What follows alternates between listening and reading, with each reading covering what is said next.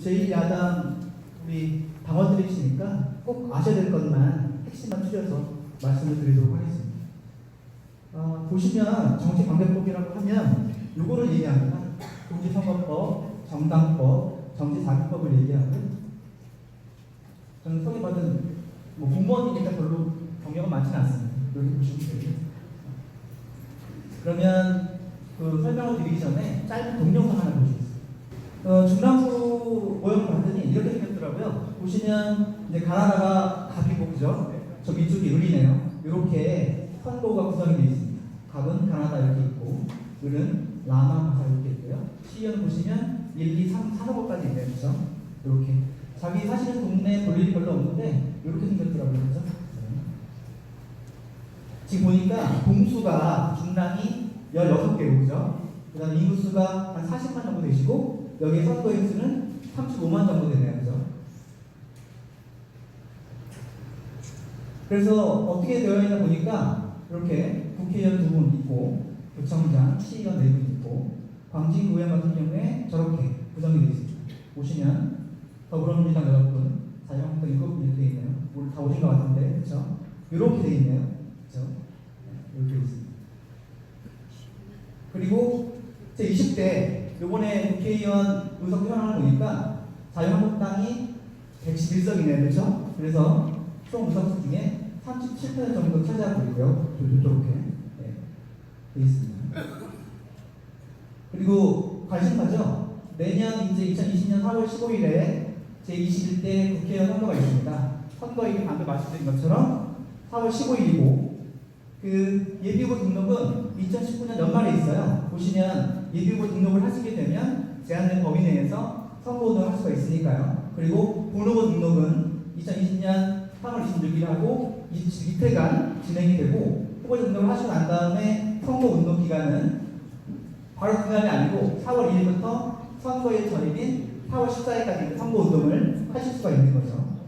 선거일은 4월 15일이지만 이때 보시다시피 선거일 전에 전국에 설치되는 사전투표소에서 미리 투표를 하실 수가 있습니다. 2020년 4월 10일하고 4월 10일 이틀간 그 일이 있으신 분은 먼저 투표하실 수가 있고요.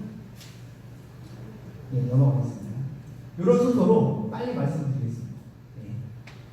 예. 정당이 무엇이냐? 여기 보시면 정당법에 규정이 되어 있거든요. 이렇게 국민의 이익을 위해서 정치적 주장이나 정책을 추진하고 또 후보자를 추천하시고 그 다음에 정치적 의사협상에 참여하는 목적으로 하는 자발적인 조직 이렇게 되어 있습니다. 정당법에.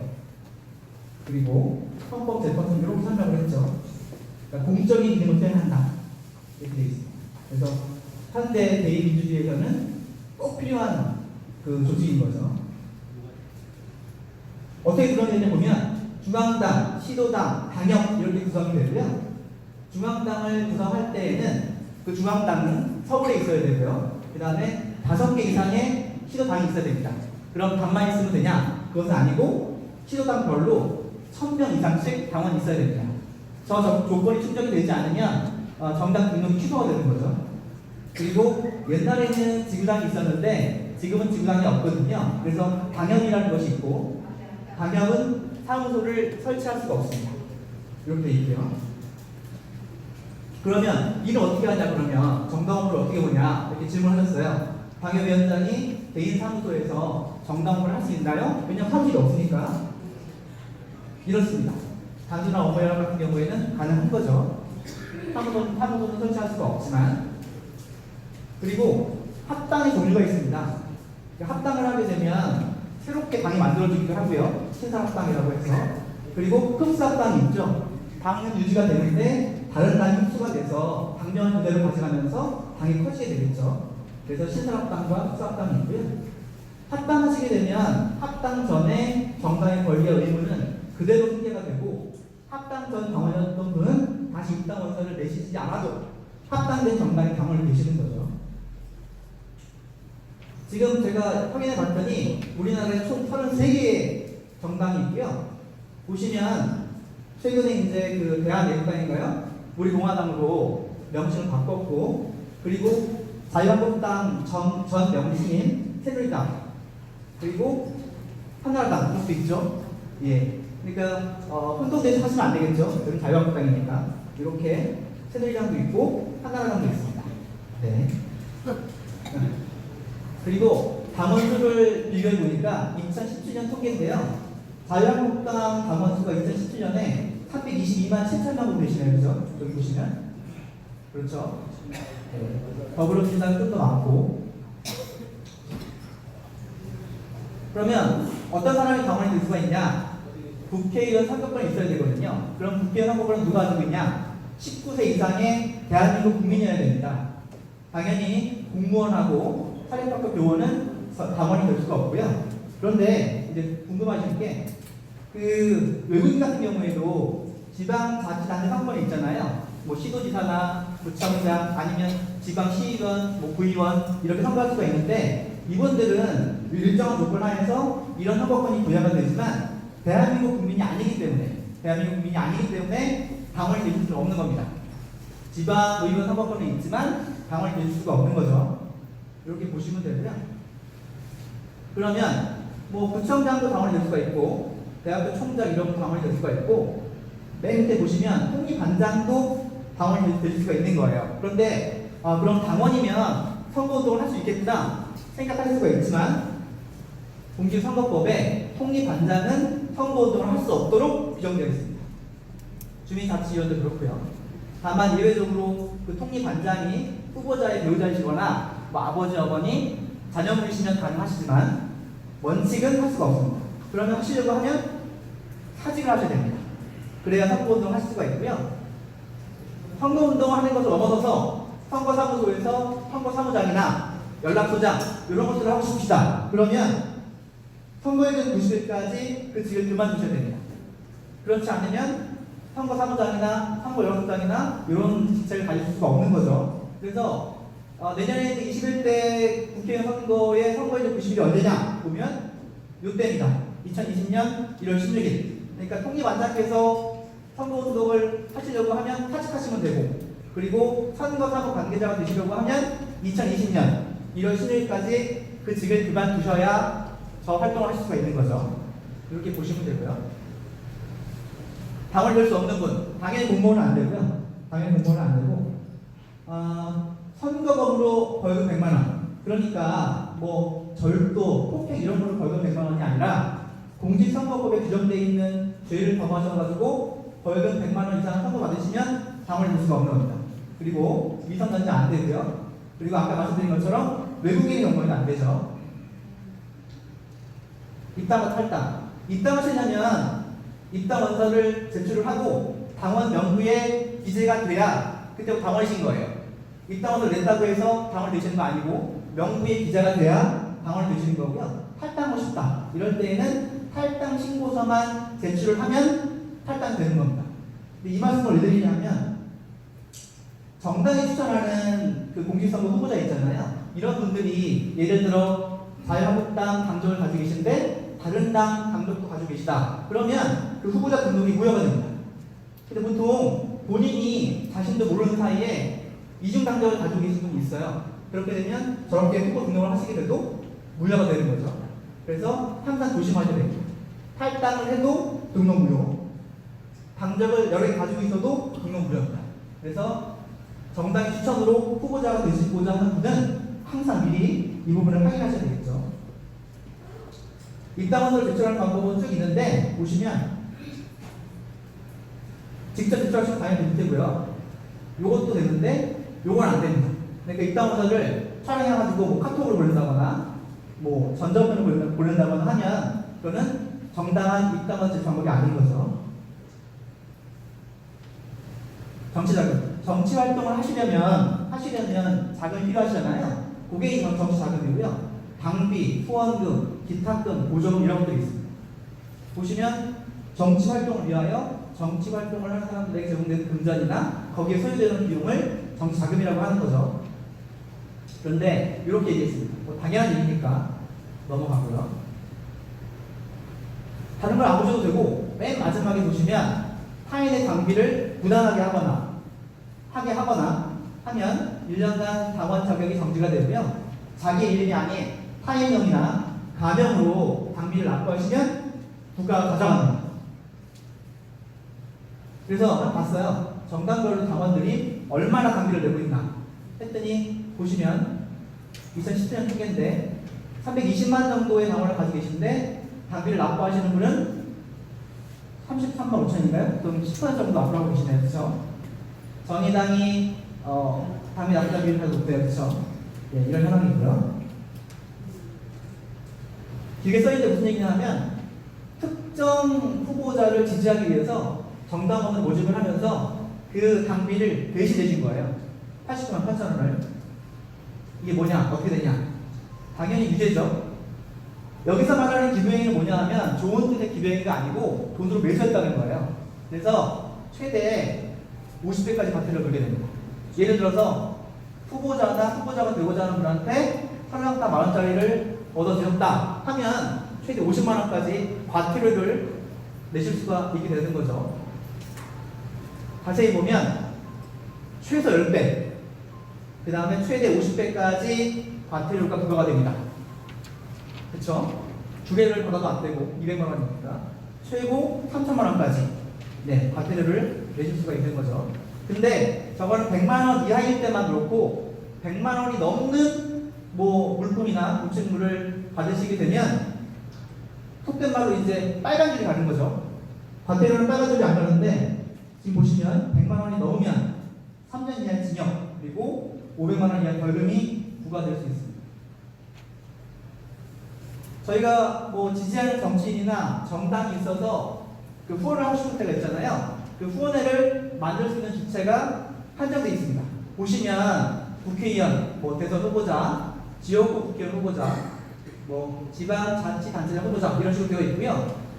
정당 같은 경우에는 두 개의 정당을 낼 수 없지만 후원회 같은 경우에는 두 개 이상의 후원회 회원이 계실 수가 있는 거죠. 그런데 이 중앙당 후원회 있잖아요. 이게 2003년인가에 폐지가 됐다가 2017년에 부활했어요. 그래서 만약에 자유한국당을 지지하셔가지고 후원하고 싶다 하시면 자유한국당 중앙당에 후원하시면 되죠. 그러면 얼마나 후원할 수 있냐 보면 얼마나 모금할 수 있냐 보면 일단 시연, 구연 후원회가 없고요. 없죠.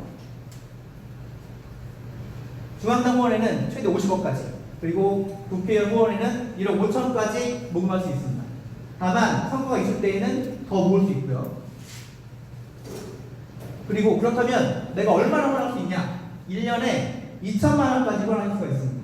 1년에 2천만 원. 그런데 한 후원회에 다 2천만 원 할 수 있는 것은 아니고요. 한 개 후원회당 500만 원. 그러니까 4군데 할 수 있겠죠? 4개 후원회. 하지만 대선 좀 크니까 규모가 1천만 원까지 할 수가 있고요. 근데 인적사항을 공개하게 됩니다. 그러니까 300만 원 이상, 300만 원을 추가해서 기부하시게 되면 성함하고 직업하고 금액을 공개하도록 되어 있고요. 대선 같은 경우에는 500만 원을 초과 기부하면 인적사항을 공개하도록 정치자금법이 규정하고 있습니다. 그런데 이름 밝히지 않고 저는 후원하고 싶어요 할 때에는 10만 원 이하 그리고 연간 120만 원 이하면 이름을 밝히지 않고 후원할 수가 있고요. 그 돈을 초과한다. 임명으로 한 돈이 저 금액을 초과한다. 그러면 국가가 가져가게 되는 거죠. 그 정당 활동을 국가에서 보장하잖아요. 그런데 모든 활동을 보장하는 것이 아니고 통상적인 정당 활동을 보장한다는 겁니다. 그래서 통상적인 정당 활동이 뭐냐 보니까 이게 중요하죠. 특정 정당이나 후보자를 지지 출전 당당함이 없이 우리 당의 정책이나 평안에 대한 입장을 뭐 현수막이라든가 뭐 이런 것들로 홍보하는 거죠. 그리고 당원을 모집하는 이런 활동 같은 경우에도 통상적인 정당 활동으로 보장을 합니다. 다만 당원을 모집한다고 하더라도 집집마다 방문하셔가지고 모집할 수는 없습니다. 불법이죠. 그리고 또 기간 제한이 있습니다. 선거 기간 중에는 당원 모집을 하거나 입당 원서를 배부하실 수가 없죠. 그러면 내년 국회 선거 앞두고 선거 기간이 언제냐 보시면 이렇게 2020년 4월 2일부터 4월 15일 사이에는 당원을 모집하거나 입당 원서를 배부하실 수가 없습니다. 모집 방법은 문자, 전화, 현수막, 인터넷 광고, 그 다음에 거리에서 모집도 하시고요. 명함에 기재해서 모집하실 수 있고요. 홍보 내용은 아까 말씀드린 대로 특정 정당이나 공직선거에 후보자를 지지, 추천, 반대할 내용이 없어야 되는 것이고요. 그리고 선거 기간 중에는 할 수가 없습니다. 앞서 말씀드린 것처럼 이렇게 이 기간 동안에 하실 수가 없는 거죠. 정당의 정책 홍보도 이런 것들이죠. 네. 그리고 지금 모이신 게 당원이잖아요. 교육일 수도 있고 이름, 명목, 여하에 불문하고 선거일전 30일부터 선거일까지는 당원 집회를 하실 수가 없고 선거일전 90일부터 31일까지에는 개최 지역에 관할 선관위에 신고하셔야 됩니다. 이게 무슨 뜻이냐면 중랑 갑에 계시지만 예를 들어 뭐 다른 지역 가서 당원 집회를 하게 되면 그 지역 선관위에 신고를 하시고 하라는 얘기죠. 그 법에 규정이 되어 있습니다. 그 기간이 언제냐? 신고해야 되는 것은 2019년 1월 16일부터는 신고를 하셔야 되고 그리고 2020년 3월 16일부터는 못하시고 이렇게 보시면 됩니다. 당원 집회 하시면 이렇게 교육비 좀 필요하겠죠. 그 다음에 저렴한 정당 배지라든가 그리고 주실 수 있는 게 1,000원 이하의 음료 시사하다 하실지 모르지만 법에 이렇게 되어 있고요. 법에 이렇게 되어 있고 안 되는 거 볼까요? 달력, 유니폼 그러니까 돈 되는 것들 이런 것들 주지 말라고 법에 되어 있습니다. 다만 정당 대표자가 당원만을 모시고 개최하는 신년회랑 송년회에는 다과류를 제공하실 수가 있는 거죠. 대표도 모시고 그러면 선거운동을 아까 선거운동 기간이라고 해서 그 기간 동안 되는 게 원칙인데 선거운동 기간이 아니라고 하더라도 할 수 있는 선거운동 방법이 있습니다. 이게 선거운동 기간이니까 원래는 이 기간만 하실 수가 있는데 예비후보 등록을 하시거나 그리고 이런 방법들은 선거운동 기간에 제한 없이 늘 하실 수가 있는 거예요. 그림이 힌트인데 이메일, 문자죠, 인터넷 홈페이지 이런 걸 통해서는 선거운동을 늘 하실 수가 있는 거죠.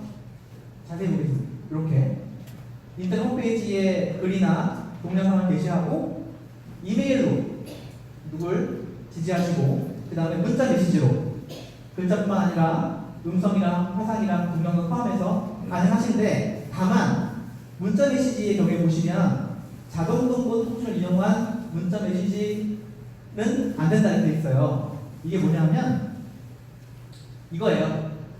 동시에 20명을 초과하거나 그리고 20명을 초과하지 않다고 하더라도 내가 선택해서 문자를 보내는 게 아니라 프로그램을 통해서 자동으로 랜덤으로 선택해서 보내는 경우에는 이거를 자동동보 통신이라고 하고 이 방법은 예비후보 등록을 하시거나 후보 등록을 하셔가지고 자격이 되는 것만 가능한 거죠.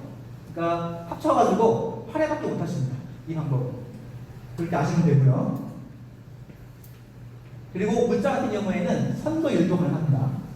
옛날에 안 됐는데 법이 개정이 됐죠. 보시면 막 되게 써 있는데 중요한 게 뭐냐면 문자 메시지는 방금 말씀드린 것처럼 여러 가지 제한 사항이 있지만 카톡은 제한이 없습니다. 하고 싶으면 하시면 되죠. 뭐 허위 사실이나 후보자 비방이나 이런 거 아니면 그 내용을 지금 적어놨습니다. 그러니까 카카오톡을 잘 활용하시면 되겠죠. 네, 마지막입니다. 명절 때가 되면 문자도 보내시고 현수막도 하시고 하는데요. 보시면 네, 선거운동이 아니면 보낼 수 있는 거죠.